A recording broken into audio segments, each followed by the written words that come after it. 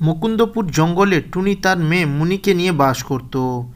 একদিন মুনি তার মায়ের কাছে বায়না করল, মা মা আমার না আপেল খেতে খুব ইচ্ছে করছে। কোকিলাকে তার মা আপেল কিনে দিয়েছে, তুমি আমাকে আপেল কিনে দাও না মা।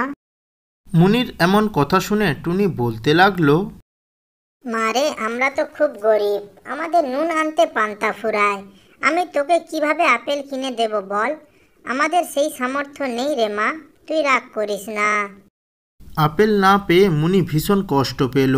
সে বাসা থেকে বেরিয়ে এসে বনের এক রাস্তা ধরে হাঁটতে লাগলো। ঠিক তখনই মুনির সামনে একটি গাছ আবির্ভূত হলো ও মুনিকে বলতে লাগলো, এই ছোট্ট মেয়ে, তুমি এখানে কি করছো? মুনি ওই কথা বলা গাছটিকে দেখে খুবই ভয় পেল। আর ঠিক তখনই ওই গাছটি বলে উঠল, ভয় পেও না ছোট্ট মেয়ে, আমি তোমার কোনো ক্ষতি করব না, কিন্তু তোমার মন খারাপ কেন আমাকে বলো।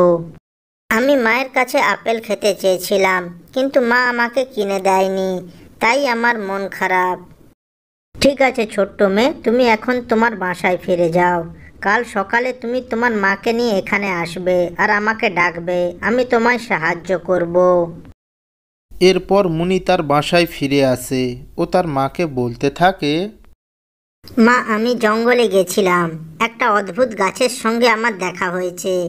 ওই গাছটি কালকে তোমাকে ওখানে যেতে বলেছে, গাছটি আমাকে সাহায্য করবে বলেছে।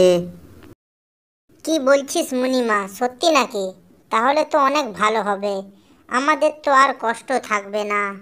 পরের দিন সকালে মুনি তার মাকে নিয়ে ওই জায়গায় যায় ও মুনি বলতে লাগলো, ও গাছ দাদু, কোথায় তুমি?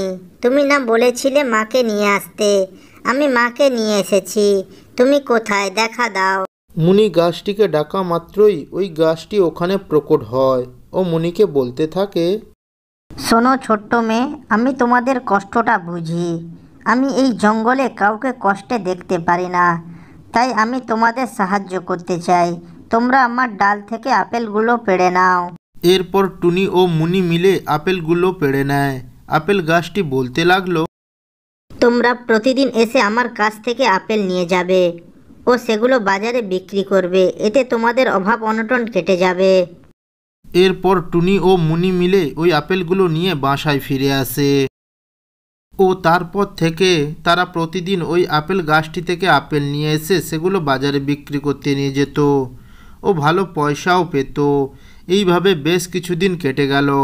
টুনি ও মুনি মিলে ওই আপেল বিক্রি করার টাকা দিয়ে বাজারে একটি ফলের দোকান দেয়। তারপর একদিন টুনি ও মুনি মিলে ওই গাছটির কাছে যায় ও মুনি বলতে থাকে, গাছ দাদু কোথায় তুমি, দেখা দাও। মুনির কথা শুনে ওই আপেল গাছটি ওখানে প্রকট হয়।